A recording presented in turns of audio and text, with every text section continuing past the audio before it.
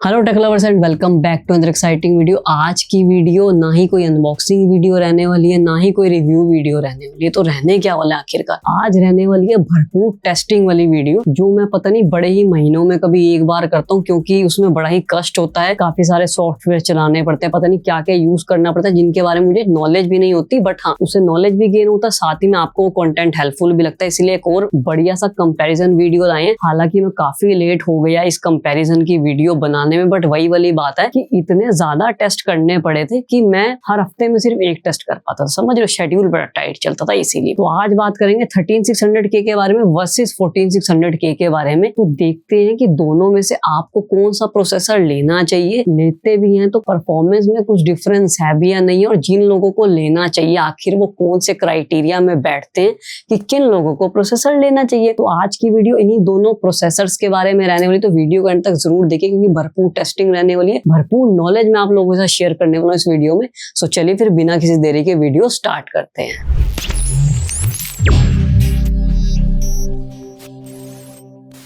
तो सबसे पहले गेमिंग के लिए आपको दोनों प्रोसेसर्स में से कौन सा सिलेक्ट करना चाहिए उनके बारे में बात कर लेते हैं। अब काफी लोग यहाँ पे आके बड़ी ही दिक्कत परेशानी अपने लिए क्रिएट करते हैं। वो सोचते हैं जितना बड़ा प्रोसेसर उतनी अच्छी गेमिंग होगी। भैया ऐसा नहीं होता, क्योंकि ज्यादातर गेमिंग जीपीयू सेंट्रिक, यानी कि जीपीयू की पावर से वो चलते हैं। 100% या 98% लोड पे हमेशा आपको ग्राफिक कार्ड वहां पे दिखेगा। जैसे जैसे आपका रेजोल्यूशन बढ़ेगा, यानी कि 1080p से जैसे जैसे आप ऊपर जाएंगे, प्रोसेसर की जो क्षमता होगी, प्रोसेसर का जो पोटेंशियल होगा, वो आपको दिखेगा कि वो परसेंटेज में धीरे धीरे होता जा रहा है, मतलब और ज्यादा गिरता जा रहा है। लेट सपोज आप एक i5 यूज करते हैं यहाँ पे 13600 के, तो जब आप 4K गेमिंग कर रहे होगे, वो बड़ी मुश्किल से आपका 35 to 40% यूज हो रहा होगा, हो सकता है उससे भी नीचे यूज हो रहा हो। तो वहां पे आप अपना दिमाग ज्यादा यूज ना करें। आपको i5 13600K या फिर i5 14600K से ऊपर जाने की कोई जरूरत यहाँ पे नहीं बनती। आप i7 पे इन्वेस्ट करें।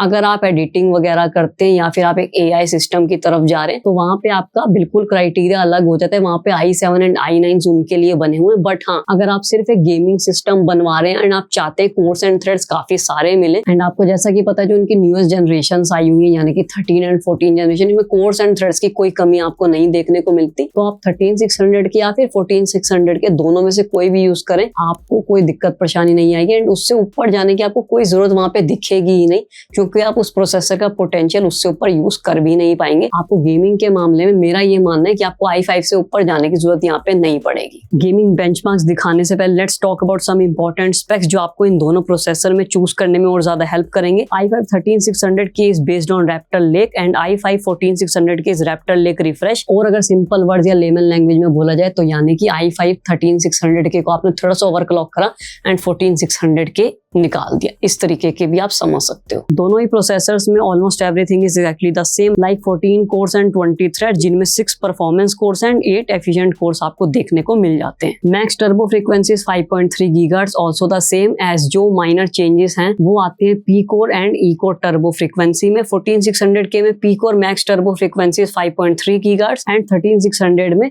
वो आपको देखने को मिल जाती है 5.1 गीगाहर्ट्ज पर। E core max turbo frequencies 4 gigahertz in 14600K and 13600K में वही सेम चीज आपको 13.9 गीगाहर्ट्ज पे देखने को यहाँ पे मिल जाती है, जो कि अगेन बड़ा ही माइनर सा, या फिर आपको शायद से विजिबल भी ना लगे, उतना छोटा सा ट्वीक यहाँ पे 14 जन में, यानी कि लेटेस्ट जन में इन लोगों ने किया हुआ है। L3 cache is same 24 MB and L2 cache is also the same 20 MB in both the processor. दोनों ही प्रोसेसर्स की base power is 125 watts and MTP यानी कि max turbo power is 181 watts. And दोनों ही प्रोसेसर में integrated graphics Intel UHD 770 देखने को मिल जाते हैं। अब आइए जिसका वेट मेरे प्यारे गेमर्स बड़ी देर से कर रहे थे, यानी कि बेंचमार्क्स, उनकी बात कर लेते हैं, गेमिंग बेंचमार्क्स की। एंड साथ ही मैं आपको स्पेक्स बता देता हूँ कौन कौन से स्पेक्स मैंने इस प्रोसेसर के साथ ऑन हार्डवेयर लेवल यूज करे हैं। Motherboard we have used Gigabyte Z790 Aorus Elite AX DDR5 32GB 16x2 6000 MHz Corsair LPX DDR5 RAM, gigabyte की तरफ से आने वाला RTX 4070 gaming OC 12GB and साथ ही में 2 TB of ADATA S70 Blade Gen 4 SSD यहाँ पे यूज की गई है। पावर सप्लाई यूज की गई है कूलर मास्टर की तरफ से आने वाली उनकी MWE 850W gold and Antec Vortex 360mm AIO यहाँ पे यूज किया गया। सो जितने भी गेम्स हैं वो मैंने यहाँ पे 1080p रेजोल्यूशन पे यूज करी, क्योंकि 1080p ही ज्यादातर लोग अभी भी यूज करते हैं। 2K and 4K is not main stream, यानी कि हर घर में आप जाओगे तो आपको 2K रेजोल्यूशन वाला मॉनिटर या फिर 4K मॉनिटर नहीं देखने को मिलेगा। अभी भी लोग 1080p को ही ऐसा मेन स्ट्रीम मॉनिटर यहाँ पे यूज करते हैं, तो हमने वही यूज करा है। उन दो गेम्स का नाम बताओ तो गॉड ऑफ वॉर एंड साथ ही में फार क्राई 5। 13600K ने इन दोनों गेम्स में परफॉर्म बेटर किया। एंड साथ ही में अगर आप जो FPS टेबल चार्ट यहाँ पे चल रहा होता है उसे ऑफ कर दें तो हो सकता है आपको डिफरेंस देखने को ही ना पता चले, यानी कि जो डिफरेंस थोड़ा बहुत चल भी रहा था 14600K एंड 3600K के बीच में इन दोनों गेम्स में, आपको कुछ पता नहीं चलेगा, आपको लगेगा दोनों प्रोसेसर एग्जैक्टली द सेम।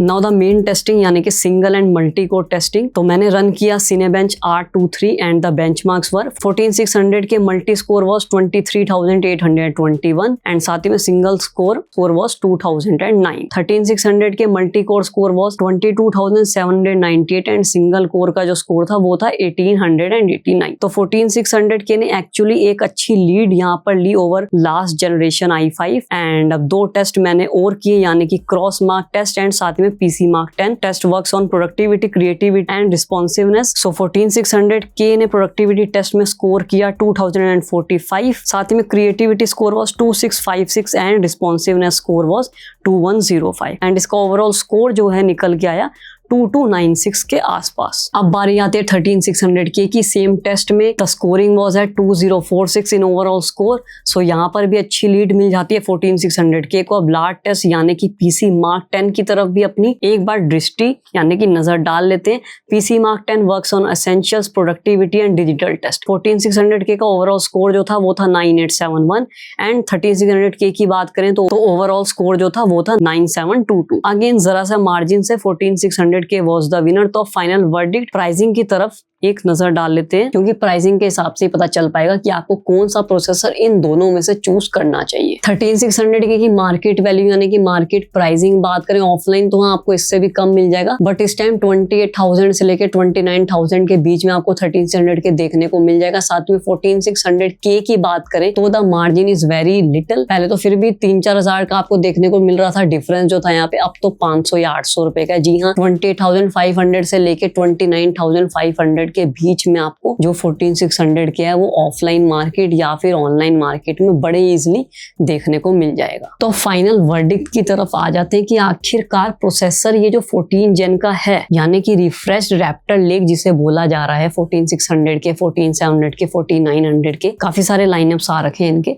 तो किन लोगों को लेना चाहिए। बट यहाँ पे हम सिर्फ 14600K की ही बात करेंगे, उसके साथ ही स्टिक करेंगे। आपको ये वीडियो अगर पसंद आएगी तो हाँ दूसरे वेरिएंट्स को भी एक बार जरूर टेस्ट करेंगे, बट आज 14600K की बात करते हैं किन लोगों को लेना चाहिए। तो जो लोग इंटेल का 10th जनरेशन यूज कर रहे हैं, 11th जनरेशन यूज कर रहे हैं, वो इसके ऊपर शिफ्ट कर सकते हैं सीधा सीधा। तब तो देखिए डिफरेंस बहुत ज्यादा बड़ा आता है, बहुत बड़ा जंप आपको यहाँ पे परफॉर्मेंस में, भले वो गेमिंग हो, भले एडिटिंग हो, भले कोई भी प्रोडक्टिविटी टास्क हो, उसमें जरूर देखने को मिलेगा। और अगर आप 12 जेन से अपग्रेड करना चाहते हैं 14 जेन पे तो भी बड़ा ही फायदेमंद वाली बात है, क्योंकि LGA 1700 पे ही बेस्ड है, यानी कि सॉकेट तीनों के सेम है, यानी कि 12 जनरेशन, 13 जनरेशन एंड 14 जनरेशन एक ही मदरबोर्ड पे चलते हैं, जो कि LGA 1700 सॉकेट के नाम से आपको पता जाने जाते हैं। तो उन लोगों को बिल्कुल लेना चाहिए। अब किन लोगों को यहाँ पे वेट करना चाहिए यानी कि थोड़ा पेशेंस अपनाना चाहिए, उन लोगों को जिनके पास 13600K ऑलरेडी है तो वो 14600K पे शिफ्ट ना करें, क्योंकि जो डिफरेंस है बहुत ही माइनर, बहुत ही मतलब मैं तो सच्ची बताता हूँ मुझे तो विजिबल डिफरेंस भी नहीं देखने को लगा। तो वहां पे आप बिल्कुल पेशेंस धरे रखें एंड थोड़ा सा इंतजार करें, 15 जनरेशन का वेट करें, वो आएगी तब आप देखिएगा, तब आपको हो सकता है बहुत ही बढ़िया डील आपको यहाँ पे मिल जाए। तो ये थी मेरी एक वीडियो 13600K वर्सेस 14600K, और आपकी आई होप कि आपकी आंखें खुल गई होंगी ये वीडियो देखने के बाद। बाकी अगर वीडियो पसंद आई हो तो लाइक करें, ज्यादा शेयर करें, साथ ही में सब्सक्राइब जरूर करना, क्योंकि इस वीडियो के लिए एफर्ट बहुत लगे है भाइयों, आपको पता है, तो प्लीज सब्सक्राइब जरूर करते जाना। सो मिलते हैं नेक्स्ट वीडियो में, till then long live technology.